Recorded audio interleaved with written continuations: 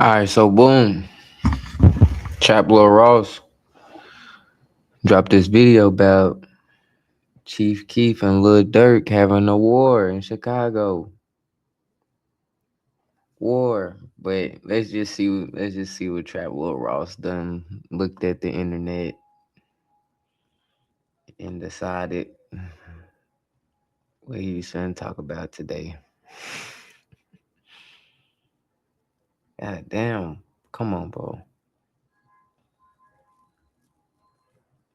Alright, I guess I'm tweeting. Many rap fans were shocked when Chief Keef would suddenly release a song with NBA YoungBoy, the bitter rival of Keef's old friend Lil Durk. Many people viewed Keef's move as disloyal, not just to Durk, but to the whole Chicago drill scene as a whole, given just how bitter and bloody the feud between YoungBoy and Lil Durk had gotten. Things got deadly in their beef after the 2020 death of Lil Durk's OTF affiliate, King Von, which followed a confrontation involving YoungBoy's artist Quando Rondo, all stemming from an online beef between YoungBoy and Von. This culminated in the 2024 arrest of Lil Durk alongside several of his OTF affiliates in connection with an alleged murder-for-hire plot that ultimately resulted in the revenge killing of Quando Rondo's cousin Lil Pab in 2022. For fans who were upset, this felt like Chief Keef was finally revealing his true colors, abandoning his old loyalties and aligning himself with whatever wave was the hottest now that Lil Durk was no longer the hottest rapper out. But many younger fans in particular may not realize just how dark the history is between Chief Keef and his childhood friends, Lil Durk and King Von. Their history involves betrayals, home invasions, and even the alleged murder of one of Chief Keef's own family members, with this incident likely being the very reason that Chief Keef permanently distanced himself from his old neighborhood O Block and King Von specifically, with even more cryptic tweets over the years that saw King Von seemingly hinting that he was behind a murder of somebody very close to Chief Keef. We called Northfield Police this morning and asked them for more information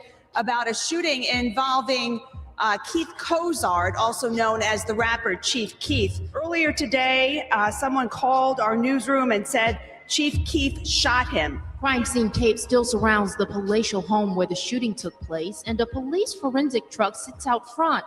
But no sign of Chief Keef since WGN shot this exclusive video of the rapper being questioned inside the Northfield police station last night.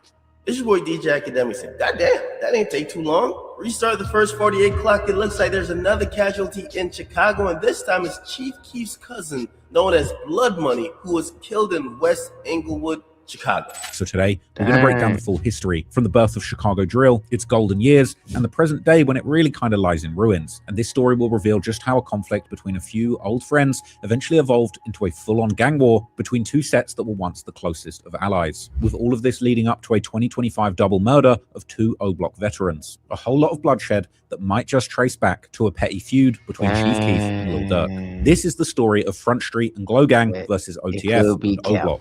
But it could be real. Let's just see. For me, let's see if they. Let's see. It could be cap. It could be real. We not finna watch that though. We not finna. We finna skip this ad. And then I'm sorry. If you get hit by a truck, who you calling? If you get We're not watching that. Here's the video. Let's get back to it. Growing up on Chicago's South Side, Chief Keef was a popular kid with ties to numerous different gang sets in the area, including Front Street, where he had the strongest family bond, as many of his cousins would belong to that set, and his grandmother lived in the area, with Chief Keef spending long stretches of his childhood living with her personally. Every day he come. Can't even cook and eat right. He out come. He out come. I don't know who gonna get famous for this. I don't know who gonna get famous for this. But I know one thing, when they make it, they leave. However, Chief Keef also had a very strong bond with O Block, the infamous gang hailing from the Parkway Gardens housing projects where his mother lived, and a gang that Keef would become most associated with after his rap career took off, as he would frequently shout out O Block the most, even dedicating full songs to the set. But beyond those two, there were also several other sets in the area that Chief Keef would frequently reference in his music and maintained close personal connections to, such as 600, which is located right next to Front Street, No Limit, or the NLMB, which is all the way on the east side, and of course Lamron from the Inglewood neighborhood, which is famously Lil Durk's gang. But while Keef was close with Lamron, when it comes to Keef and Durk's personal relationship, it seems like they were never really the closest of friends. Something that becomes obvious from how few times they would actually make cameos in each other's music videos during the come-up, let alone making songs together. Chief Keef would actually be more often seen with one of Durk's closest friends from his Lamron set, the rapper Lil Reese, who would of course famously be also featured in Chief Keef's breakthrough song, I Don't Like. Still, it's safe to say that Durk and Keef were certainly on good terms, with both also showing love to each other's crew that would ultimately become their respective brands and record labels, with Keef repping OTF or Only the Family, an alliance and music collective started by Lil Durk's Lamron set, while Durk would often show love to Chief Keef's GBE or the Glory Boys Entertainment crew, which at the time included numerous rappers like the already mentioned Lil Reese from Lamron, SD from a set known as Blackgate, Capo from NLMB, Ball Out from Lamron, Trey Savage from a set known as MTV, Gino Marley from Front Street, as well as several cousins of Keef's who all repped Front Street, including Fredo Santana, Tado, Just Glow, and Blood Money. OTF and GBE were so close at this point that for them, these two crews basically meant the same thing, as Durk and Lil Reese would rap in their 2012 song OTF. But then, during the summer of 2013, right as the hype around the Chicago drill movement had reached its peak, there would be a mysterious falling out between Keef and Durk, the real reason for this still being uncertain after all of these years. But what we do know is that back on the 5th of June 2013, just as Lil Durk's career was starting to gain real traction with his hit song This Ain't What You Want, releasing about a month earlier, Durk would run into trouble with the law when he was arrested and charged with unlawful use of a weapon, after police would apparently catch him with a stolen Glock. At the time, Chicago's local media would describe Durk as a rapper associated with Chief Keef,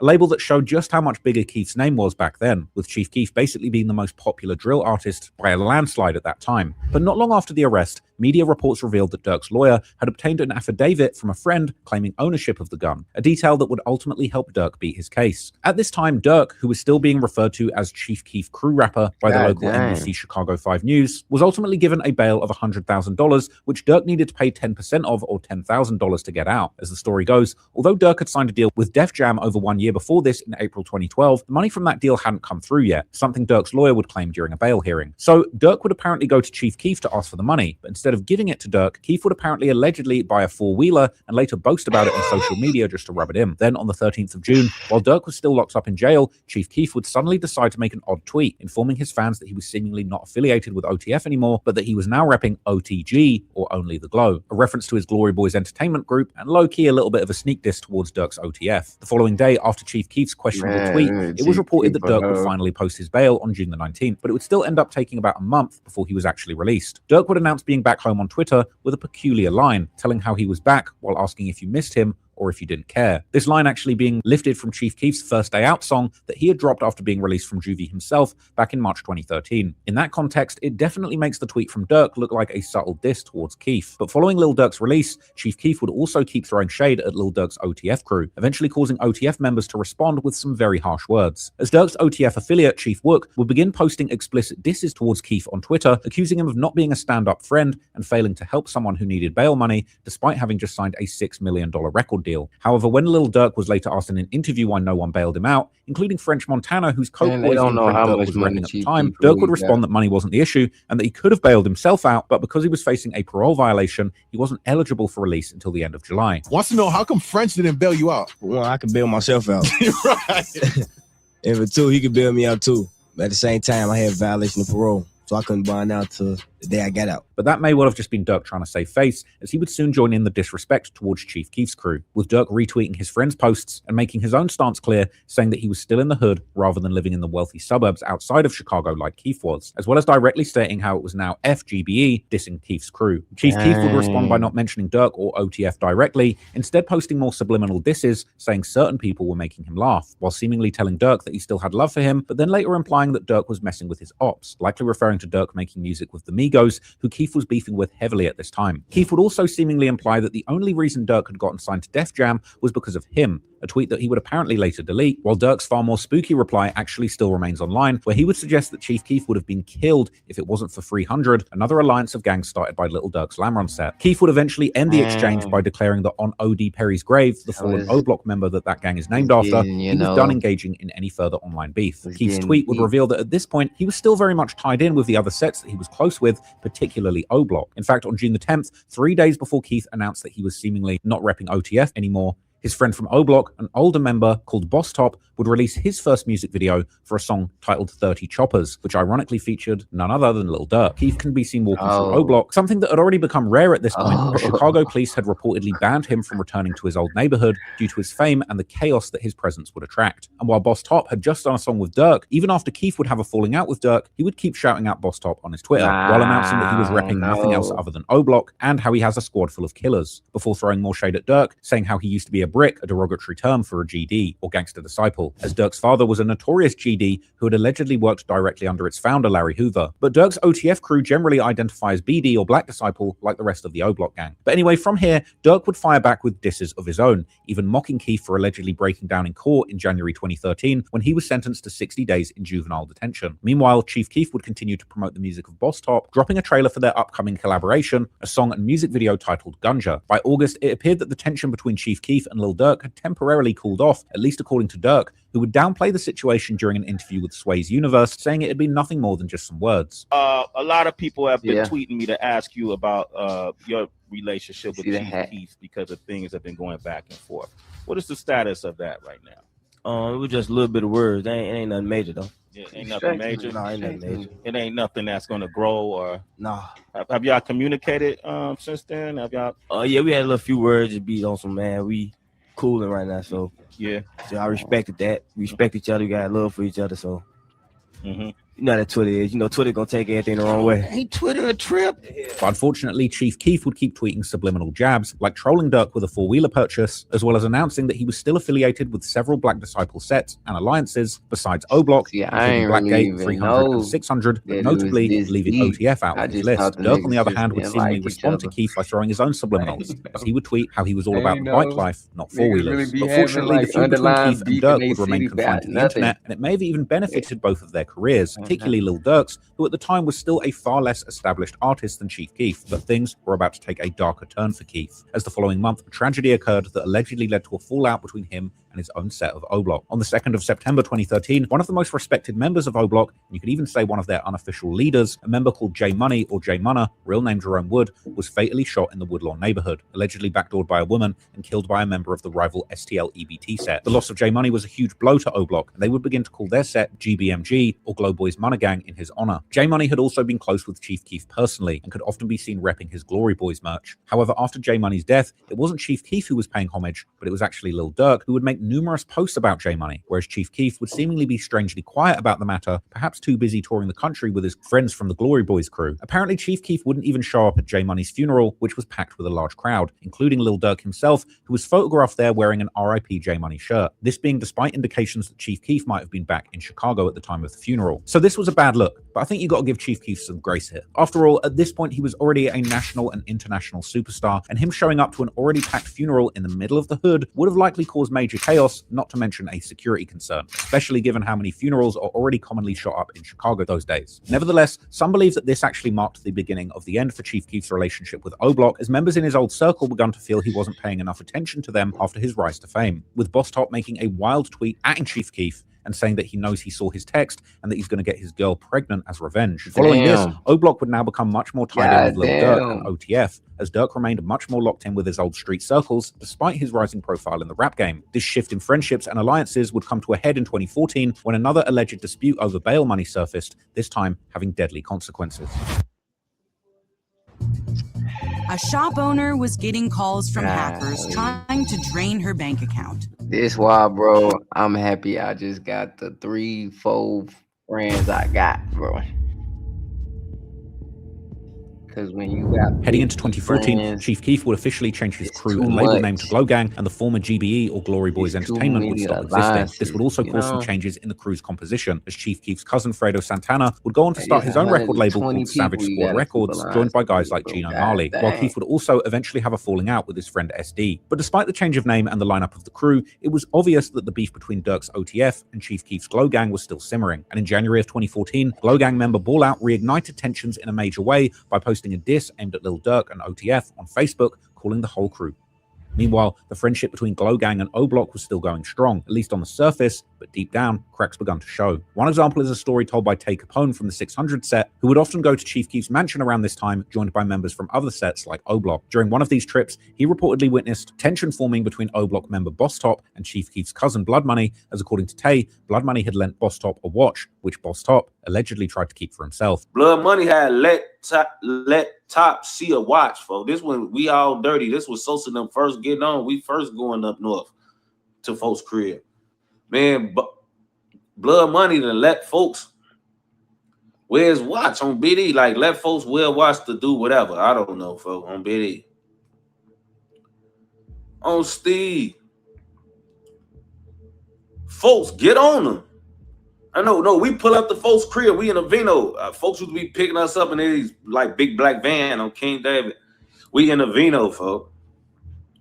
We pull up to we in the driveway. All the guys getting out. I'm like the last one, last before the last, top the last one. I'm finna get out, folks. So Blood Money already out. He didn't ride with us. He pulling up in his own traffic, folks. Hood niggas on Steve Gray. Gotta make Tay look bad. He pull up, he see Top in the van. Top don't even get a chance to get out. I didn't even get a chance to get out yet. Folks walk clean up to the van. Peek in the van door. He slapped the door like, hey, folks, for my watch at. Like me. I swear to God, I'm gonna be 100 with y'all. Top seen Blood pull up, folks. He had the watch on. He tell me, like, so like TrapLore Ross gonna just he take the watch off, put it in his pocket on my son's life. He take it off, put it in his pocket. So it's a double-edged sword, basically. He take the watch off, put it in his pocket on my son's life. I could drop dead right now. He put it in his pocket. Right before Blood walk up to the Vino on Steve. Blood walk right up to the Vino. Oh, my watch. Woo. Folks, mercy, man. Oh, I left that. I'm just like, I didn't never say nothing. I'm listening to the dialogue, folks, and I'm just so hurt and shocked in my head. Like, my head getting fucked up, folks, because I just seen you take this off and slide it in your pocket, and you just said, oh, he finna walk up talking about this watch. And on folk Gray, like, you real loud, like, just mercy, you ain't had this man watching. You had it on folk Gray.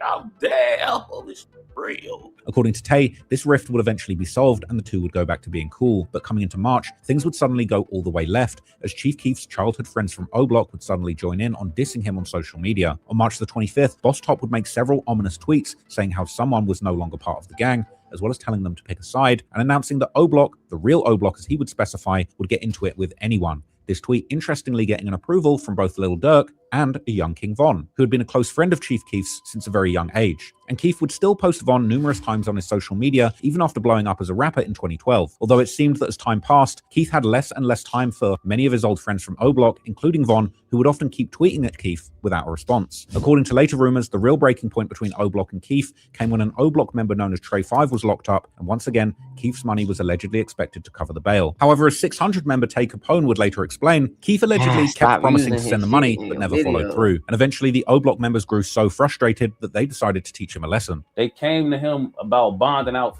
5.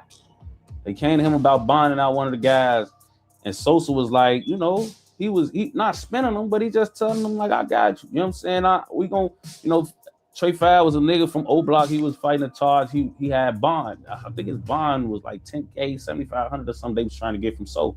And Sosa had been, I guess, to them, spinning them about that. You know what I'm saying? Like, whatever bond money or whatever they was going to do for 5, they wanted from Sosa. They felt like Sosa was spinning them.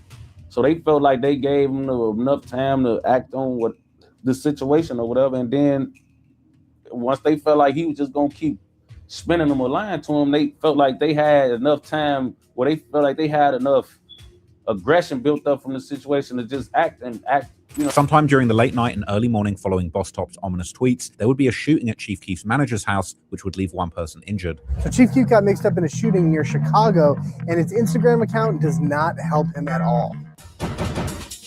Hey, this is Gary. So, Chief Keef got caught up in a shooting near his home in Chicago. Now, we're told by Chief's people that he was not the shooter. He definitely was not the victim. wasn't involved. They're just saying that he was present at the time, but the Damn. police out there are issuing a press release in Like, relation bro, to Chief dang, being I there knew all during the this. shooting. We do know that one victim has been taken to the hospital right now. I didn't know how No deep it arrest made or was. anything. TrapLore Ross But making it Chief Keef is seem not like, doing the best job social media wise for like his these guys innocence really in just anything, didn't like each because other. 2 Like, days before the seriously. shooting, this is on Monday, I he thought they had Instagrams some all type, these you photos know? of himself holding up guns. It looks like he's got some sort of an Uzi. His buddy's holding an AK-47. He got a little stash of guns and money. The caption read, "Another situation already." So it looks like he was like, you know, getting ready for war, even though as of now he's not a suspect or listed in anything. Local WGN News reported that Keef had been present during the incident but was not the shooter. The outlet also aired exclusive footage from inside the police station that showed Chief Keef being questioned by officers, while a reporter would specify that according to Keef's lawyer, Keef had been in the car that drove the shooting victim to a hospital, implying that it had been one of his friends. Crime scene tape still surrounds the palatial home where the shooting took place, and a police forensic truck sits out front. But no sign of Chief Keef since WGN shot this exclusive video of the rapper being questioned inside the Northville police station last night. At one point, it even appeared as though he was being frisked by an officer. It was inevitable, we felt, because of the nature of things going on. Andy and Mary Lindblad live next door to the home that was being rented by Chief Keef's manager. Lindblad say they heard a lot of commotion coming from the home as late as 10 or 11 o'clock the night before. It's a lot of door slamming and, you know, the lights moving around the parking area and that. Northville police say someone was shot in the home in the 800 block of North Cap Road and was driven to Skokie Hospital. Keef's lawyer tells the Chicago Tribune he was a passenger in that vehicle, but she says she doesn't know the circumstances surrounding the shooting. Later on, police reports posted on Reddit would give more clarity to what happened, with one memo describing how there'd been an internal conflict within the Black Disciples, namely the O Block set. This memo also included pictures of 3 persons of interest: Tyree Davis, aka Boss Top, DeMarcus Sargent, and Charles Liggins, aka C Murder, who would years later be one of the people convicted for the murder of GD rapper FBG Duck. Other incident reports would give even more information, stating that in the late night of the 25th of March, an unknown number of offenders entered the house with guns drawn and took at least a cell phone, a gold chain, and a car before fleeing the scene. These reports would also mention how there was a victim who was actively talking to the police and giving them information, while everyone else was seemingly not interested in cooperating at all. This person likely being Chief Keef's then assistant, called Twin City CEO, real name Brandon Zera, who Keef would actually attack on Twitter afterwards, calling him soft, with Keef's friend Lil Reese agreeing. Keef would also immediately deny any rumors that he had gotten shot personally during the incident. But meanwhile, during the night of the robbery, King Von remained very active on Twitter, firing off a series of posts that in hindsight may well have been a coded confession. He would tweet that every day they front and then act like they didn't front, asking how they expect him to deal with them, and another mysterious tweet saying simply, "Where were you?" As he kept posting, it would become increasingly obvious what he was talking about, with demon and gunshot emojis posted soon after, as Von would state how people don't want beef with his friends because they're savages who have real bodies on their guns, and swearing that on O, as well as saying how he had a feeling that Trey 5 was now coming home, followed by a bunch of demon emojis, before also shockingly adding that he had been GBEK or GBE Killer, implying that he wanted to or had been trying to kill people from the Glory Boys for a while. Boss Top would also add how people weren't really your friends, seemingly referring to Keef's unwillingness to help with Trey 5's bail money, and the following day he would continue the dissing, calling out fake rappers pretending to be real and claiming they're not really about that, and emphasizing how in his friendship circle everyone knew their role and nobody was trying to act bigger than the others. Chief Keef, on the other hand, would reply how people forget the times when you said yes, but will always remember when you said no, and that all he had done was help people, but in return all he got was hate, showing that deep down Keef was clearly hurt that he had been betrayed by his childhood friends. But Keef may not have realized just how far some of his childhood friends were willing to go to hurt him, because the very next month one of his family members would be killed. And if the rumors are true, this murder would eventually be linked to some of O Block's most feared shooters and 2 of Chief Keef's former friends, King Von and T. Roy.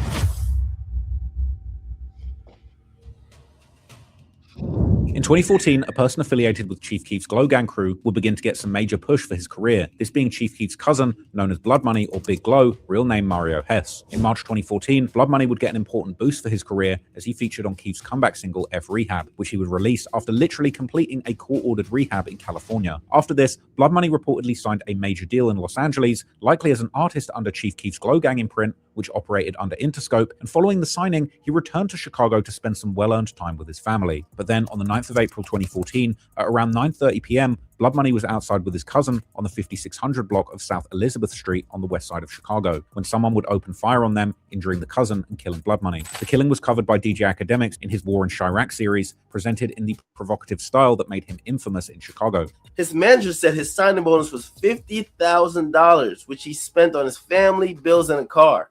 And his manager claimed that he could see this coming. He said, I spoke to him 2 days ago and I could sense something wasn't right. Whenever you get money in Chicago, start looking.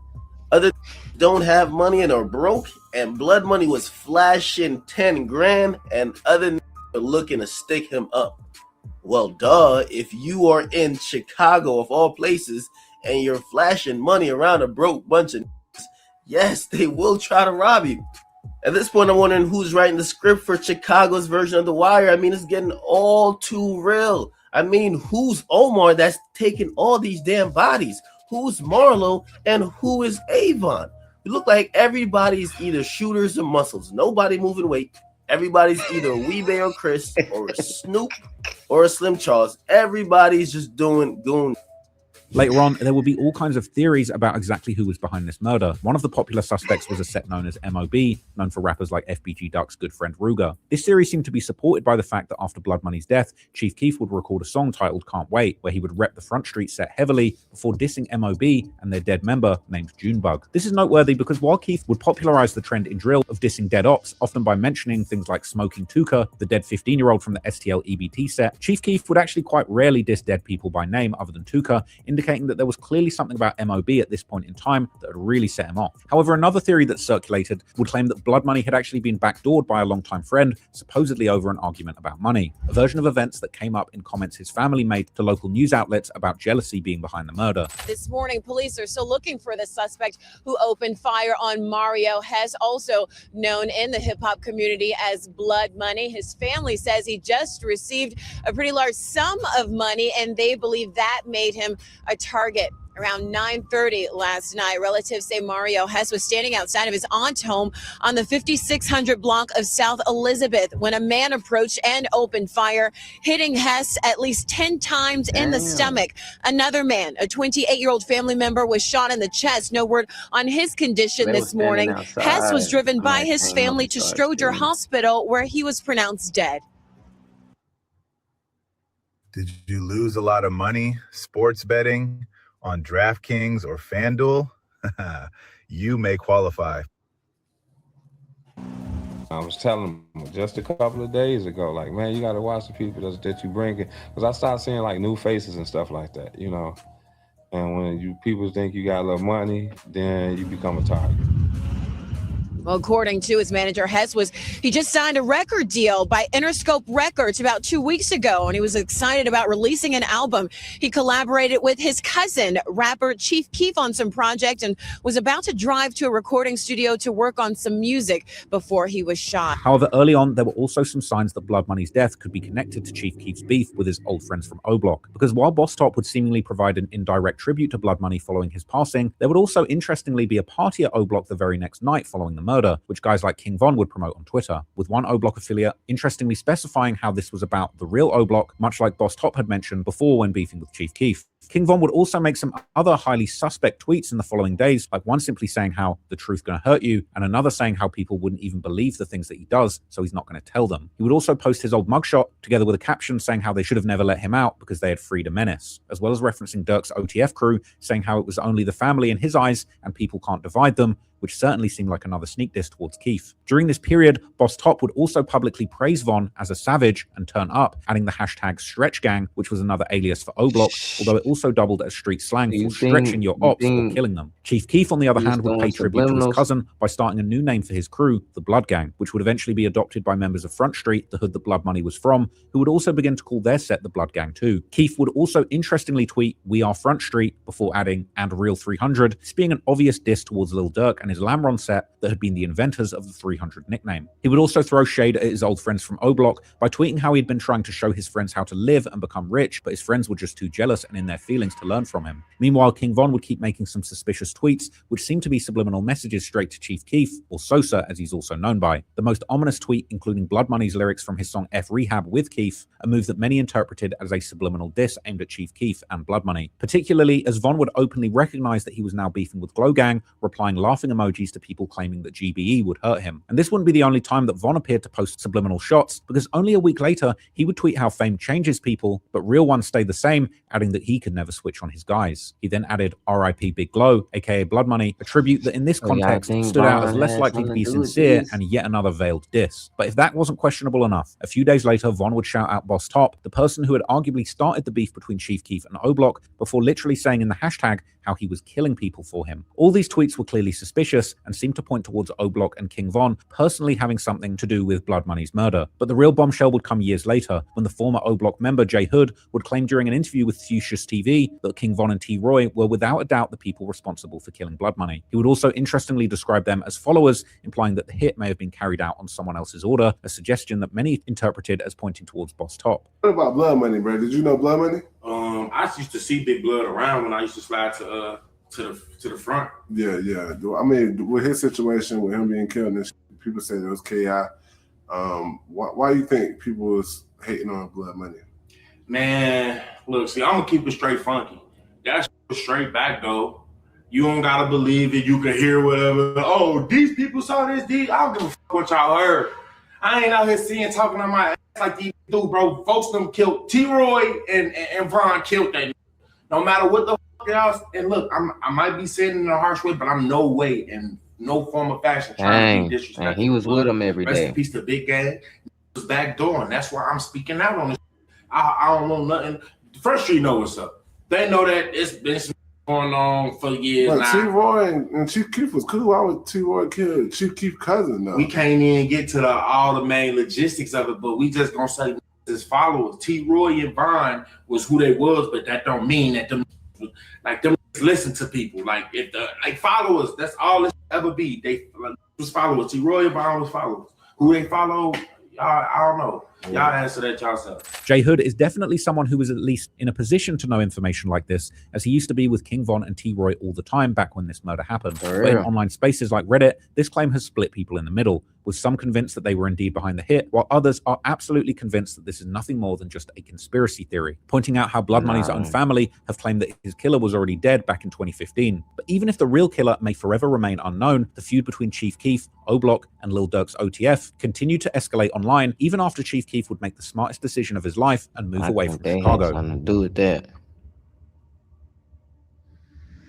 One of the key figures in the beef remained King Von, who continued his conflicted messages by blending what seemed to be moments of admiration for Chief Keef along with outright disses. For example, he would often post lyrics to Chief Keef's songs, making it seem like he was an actual fan of the music, while at the same time posting explicit disses, like pointing out that Boss Top had taken Keef's chain, while a member named OJ from Lil Durk's Lamron set had allegedly taken a chain from Keef's Glow Gang associate Capo, and saying that now Von was also going to take a chain from someone associated with Keef. And yet only a few hours later, Von was back on Twitter, this time saying that even though things weren't right, he still wasn't going to speak badly about Keef, a comment that seemed to reference their long-standing childhood friendship. But with Von, it was impossible to know how much of what he said was meant sincerely and what was just trolling. A few days later, on the 10th of June, news media would report how Keef had been evicted from his Highland Park mansion in the northern suburbs of Chicago over unpaid rent. This brought an end to his time in Chicago, as he would ultimately decide to leave the city behind for good, relocating to Los Angeles, where TMZ would actually catch him to ask him about the recent eviction. Something that Keef would give a prophetic answer to, saying that one day he was going to behave like a grown-up and stop being bad. They say you owe like $11,000 in rent. I don't know what they talking about. your landlord. I don't know if I owe or not. What's that? Ask me. I don't you don't keep track like. I don't give a neither. Oh, you don't care. Like no, so why'd they evict you, bro? Like why? They say they don't want me around. They don't want me in the neighborhood, man. I'm too bad. I guess I'm a bad little young boy. I gotta grow. You're a bad influence. Like did you have a one fight? One day it's gonna be okay. One day I'm gonna be a grown man. You are a grown man. No, I'm a grown man, but one day I'm gonna be growner than this, and I ain't gonna be bad no more. I'm gonna be a bad little. Meanwhile, members of Lil Durk's Lamron set would send a message to Keef that if he ever came back to Chicago, he would get robbed again. We catch Sosa and ball out, we rob y'all. Y'all better not come back. You can't tell them. Y'all talking about they ain't got no. God dang. They moved. Everybody knew immediately. Well, they changed, fake. But while Chief was now out of Chicago and harm's way, he would keep engaging in beef with his old friends from O Block, as well as with Lil Durk, who would let his stance be known in his June 2014 song 0 to 300, where Durk rapped how he had heard a rapper close to him had gotten their chain stolen and that they're trying to pay his friend Boss Top to get it back, this being an obvious diss towards Keef. Boss Top himself, on the other hand, would keep taunting Keef on social media by tweeting how he was now called Chief Top and that he had taken the Chief name from Keef. Keef would respond only minutes later, calling Boss Top his ex-adopted son and saying that he needed to stop talking to his pops disrespectfully, implying that he was his dad, before firing off several more tweets where he would essentially call Boss Top broke, and Chief would then decide to go all in, listing all of the items that his old friends had allegedly stolen from him, this list being incredibly long, including everything from Chief Keef's daughter's clothes to designer drip and jewelry. These tweets caused DJ Academics to hilariously popularize a new nickname for Boss Top, the Diaper Bandit. If a is stealing deodorant and detergent, he goddamn well needs it. I mean, listen, once this is on the prowl for Similac, diapers, hygiene products, you can't be on a song claiming since you were young and you've been a...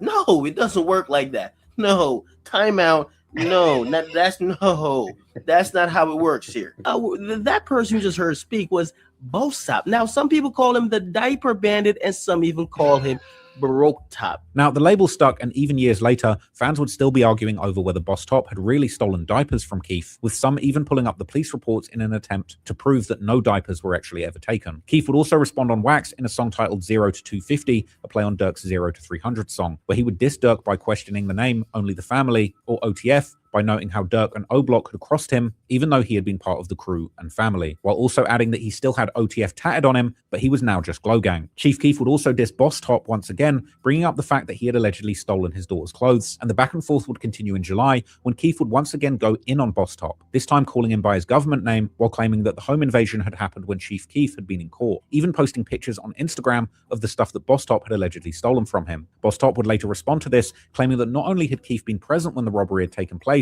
but also several other big names in drill were allegedly there too, like Lil Reese, Herb aka G Herbo, as well as other Glow Gang members like Tato and Capo. And so I broke in your crib. Herb was there, Reese was there, Cap was there, Sosa was there, Tato was there.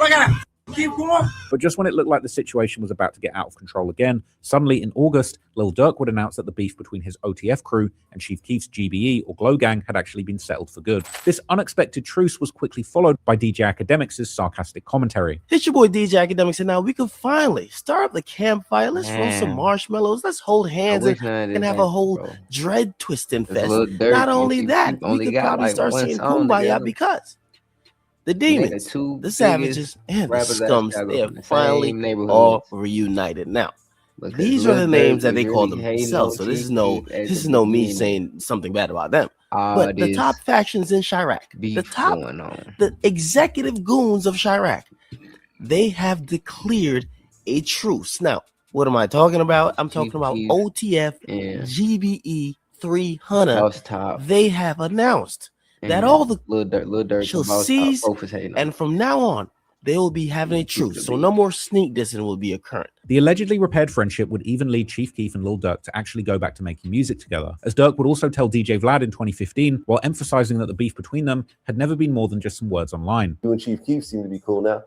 Yeah, we cool. We better than what we was. Number one, it didn't seem like it was all that serious. Because I remember when I ran into you, I think like at the Grammys last year, it was like they didn't want to let you in the party, and you know, because Chief Keef and them were there, and you were like, "Ain't nothing was gonna happen." It wasn't a big deal. Like that was how me and you were talking.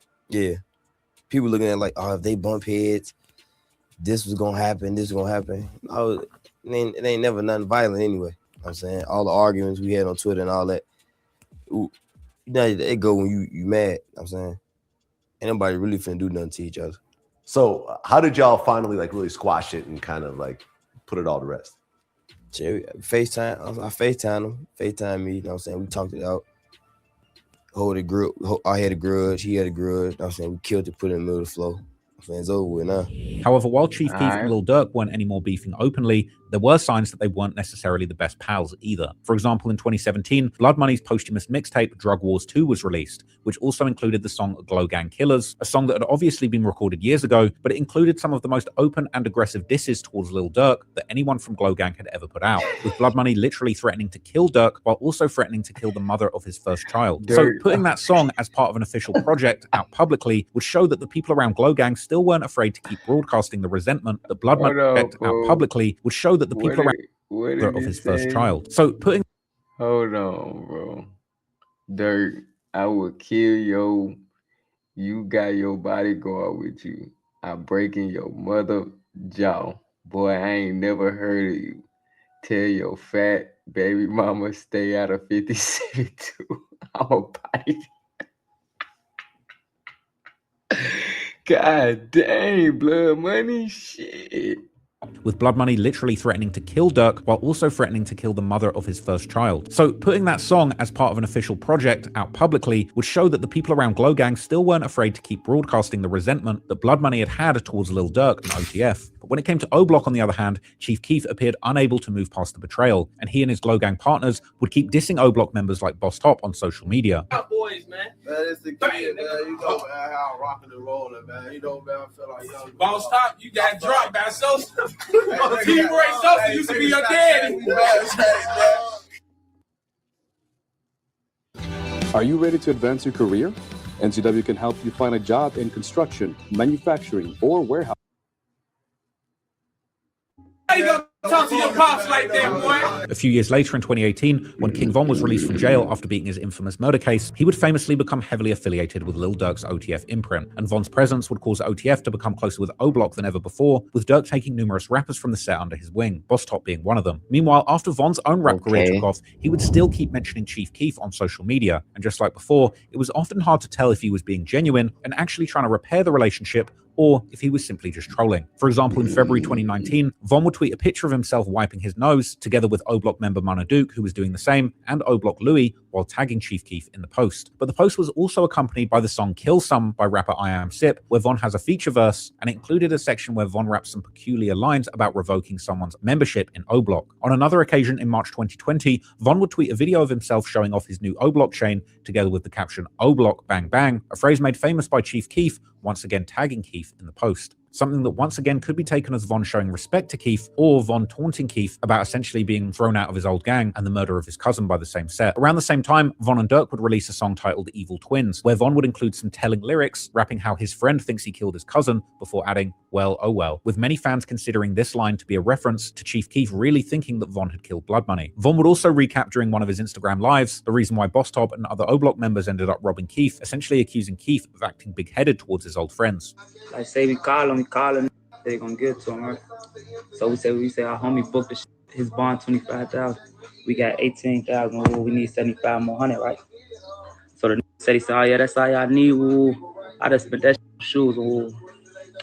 All right. Why you say it like that though? Now we call him again like a week later or something. Damn, what's up with that money, gang? Like, oh, you know, we trying to get folks out. Right. Yeah, how much y'all need? We need 7,500. Yeah. Ooh. This is a minute ago. What'd you say? Now I get that. Folks get that. What you say? Yeah, 7,500. I just do that in the club. What'd you say? So more see folks. Yeah. Take folks' chain off his neck. Nah, I'm go get the bomb money. I'm gonna record this I video. don't know what the clothes and all that other came from. Like, you know, that's just how people like with clout try to make other people seem bogus and whatever. What? But it's really over some real shit and be out like a real. These would seem like subtle and not so subtle jabs at Keef, but on other occasions, Von would post what seemed to be very genuine shout-outs to Keef, which would make it seem like the two had actually put the past behind them and were now back to being cool. Surprisingly, King Von and Chief Keef would even be seen together at a studio session sometime in late 2018 or early 2019, a legendary session where they were also accompanied by other hip-hop heavyweights like YNW Melly, Kanye West, and Timbaland. Although Keef would look somewhat awkward around Von, it's not clear if Keef even knew that Von was going to be at that session. On me. He ain't no mama's gonna be there. Oh boy. So look, bitch. Yeah, all that. But in late 2019, when a fan asked Von if he planned on doing a song with Chief Keef, Von would claim that they had already recorded an entire mixtape together. However, none of those tracks have ever surfaced, casting doubt on how real that project ever was, or if this was just yet more trolling. But while the truth of Chief Keef and King Von's relationship around this time remains unclear, one thing does stand out, because ever since Von's death in November 2020, Chief Keef has never publicly paid tribute to him, despite them seemingly being so close throughout their childhoods. Sometimes silence speaks louder than words, because back in the streets of Chicago, a new war was brewing. As tensions grew between the two sets that Keef had arguably been closest with while growing up, O Block and Front Street, and these tensions would eventually lead to an all-out war.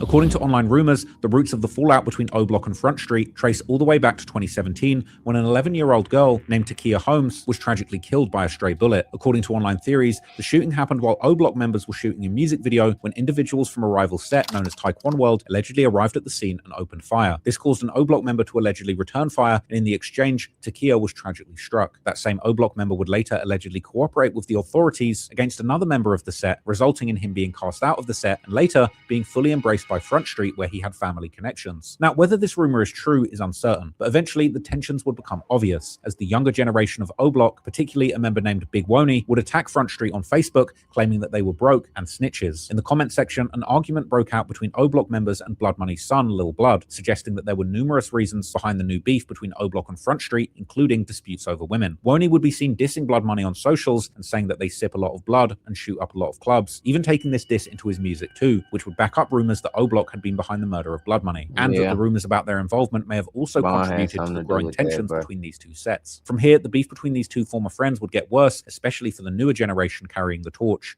Ain't the Front Street. What the fuck is the Front Street? How y'all Front Street gonna be front line? I'm saying like, cause we be sipping on blood while we on the front line. It says. They stink. They stink. Pull up, Jado. Now what? Pull up.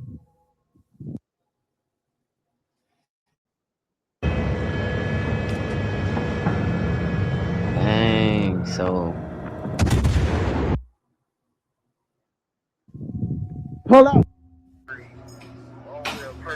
What you say? What you say, fool? Oh, blood, you know that. During one recorded phone call, Front Street members would even admit that they had shot the O Block youngster Big Woney, who would fortunately end up surviving. Yeah, I did something to Front Street. Oh my God, gang, I'm finna get off this. Wani, on Jado, you did something since we've been in tour with y'all. Y'all been in tour with us since I've been in jail, gang. You lying, gang. We got in tour with you and your fat got shot. You went to jail like 2 years later. Why you try to lie and say that ain't have it too?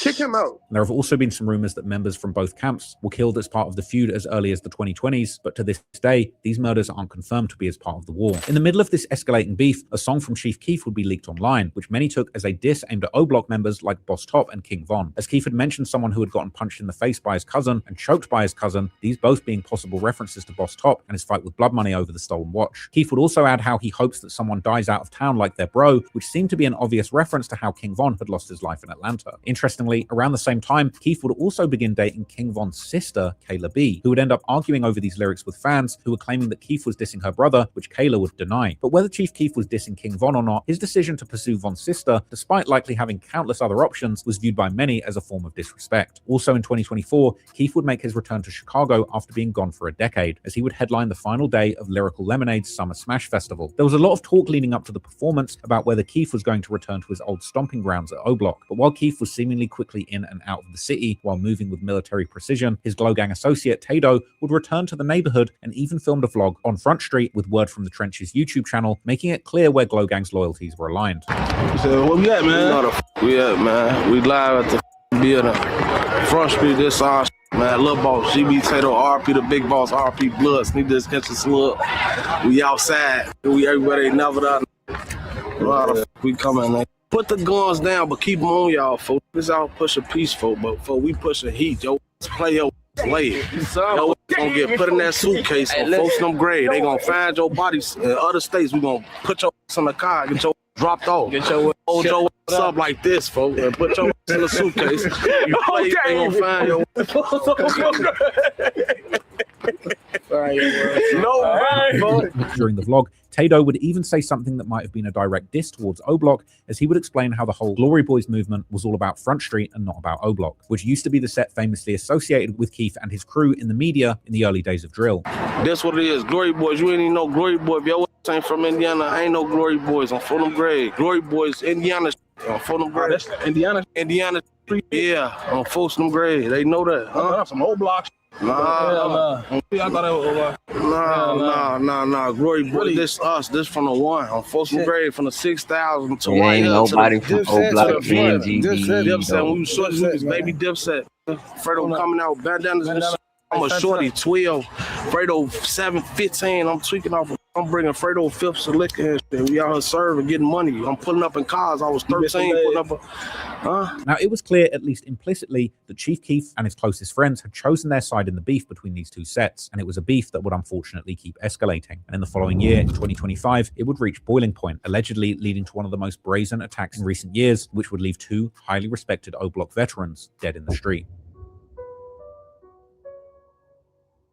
Duke and Youngin. On May the 10th, 2025, two beloved O-Block members, Mana Duke and Youngin, traveled to Chicago's north side to the Edgewater neighborhood to celebrate the birthday of a fellow O-Block veteran, Gleesh. The group spent the evening at the Pork Chop Barbecue Restaurant and Bar on the 6300 block of North Broadway. But as the night came to an end and Duke, Youngin, and the others stepped outside, they would be ambushed by at least two gunmen who had reportedly been waiting near the restaurant before suddenly jumping out of a vehicle and opening fire, letting off more than 50 shots, striking Duke, Youngin, and a third man. Tragically, both Youngin and Duke would end up succumbing to their injuries, while the third man would fortunately end up surviving. But not long after the gruesome double murder, a photo would make its way online showing a masked man holding an O-Block chain that seemed to be red from blood, as if snatched off the neck of a dead Mana Duke or Youngin. Meanwhile, well-known ops of O-Block like STL, EBT, Taekwon World, and Gyro City would immediately begin trolling them on social media, while O-Block members both old and young would make social media posts promising revenge, with the younger members announcing to the world that they were already busy sliding on their ops. But who they were hunting is still not clear, as there would be numerous different theories about the possible suspects and the sets they came from. Yet one of the strongest theories would point to O-Block's former friends from Front Street, as online sleuths would claim that the person in the picture holding the O-Block chain while wearing a ski mask was a Front Street member called Buwop, who had been dissing O-Block and their dead members for years at that point. O-Block members were quick to respond to the image by saying that the chain wasn't even Youngin's or Duke's, but that hadn't stopped online sleuths from finding evidence allegedly connecting Front Street to these murders. Eventually, they would begin pointing their fingers towards specific Front Street affiliates, one of these being a member called DeVise, who had seemingly hinted at his involvement numerous times. The most incriminating example being a song that he would post on Instagram where he rapped how one body isn't enough for him and that he needs to catch a few, before adding how the number of his victims was supposed to be 3, but he left with only 2, which seems to be like a clear reference to the fact that the third victim in the Duke and Youngin shooting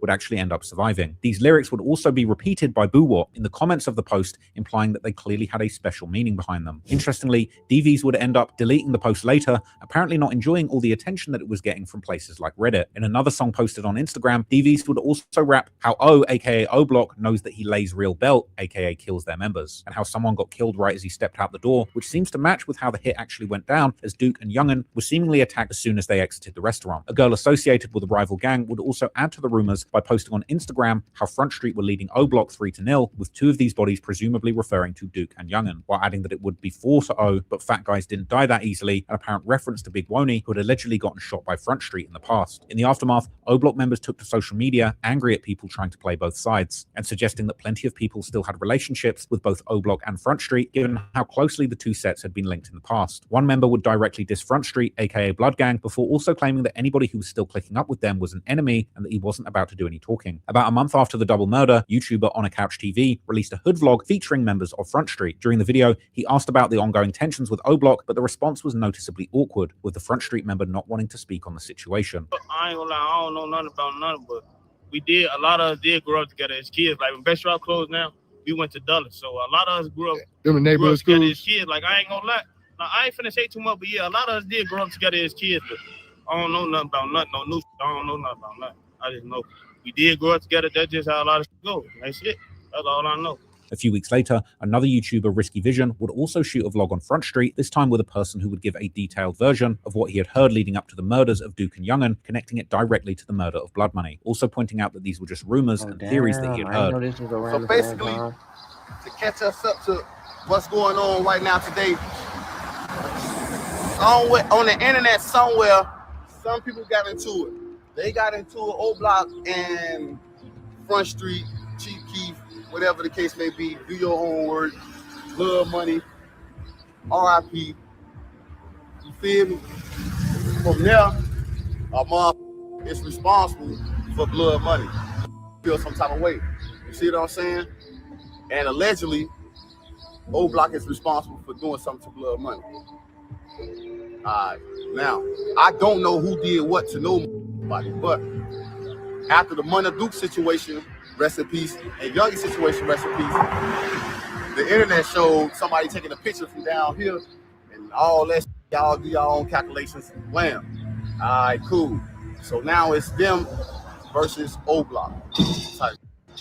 And the streets saying it's get back for Blood Money. You see what I'm saying? But whether or not these rumors are true or not, this is all context that leads up to Chief Keef releasing the song Rooms together with NBA YoungBoy, which many fans would take as Chief Keef fully turning his back, not just on his old friends, but the entire city of Chicago, given how at this point Lil Durk had become the face or the voice of the entire Chicago rap scene. Meanwhile, YoungBoy and his 4K Trey crew from the southern city of Baton Rouge in Louisiana, who had become known as Lil Durk and the OTF crew's main rivals, with the Chicago versus Baton Rouge gang war leading to some deadly real-life consequences, with their feud being the direct cause of the death of King Von, as well as the murder of Quando Rondo's cousin Lil Pab that ultimately led Lil Durk being hit with murder for hire charges. And the fans weren't the only ones who were upset. Some people affiliated with OTF would also be angry at Keef linking up with YoungBoy, with one young affiliate announcing how Keef was going against OTF and therefore he was done listening to him. Chief Keef Glow Gang affiliate Main on the other hand would respond by implying how people affiliated with Durk had gone against Glow Gang, so they didn't care what people thought, also revealing that Chief Keef and YoungBoy had 6 more songs coming out. He would also explicitly state in an Instagram story that Glow Gang was not messing with O Block specifically and telling the young OTF affiliate to go ask the older members why. Another person who would also respond to the backlash was the very person responsible for killing King Von, Lil Tim, Quando Rondo's shooter, and subsequently one of YoungBoy's right-hand men, who had gone to diss anyone who had something bad to say about Chief Keef and YoungBoy's collaboration in an effort to sneak diss the whole of Lil Durk's OTF crew.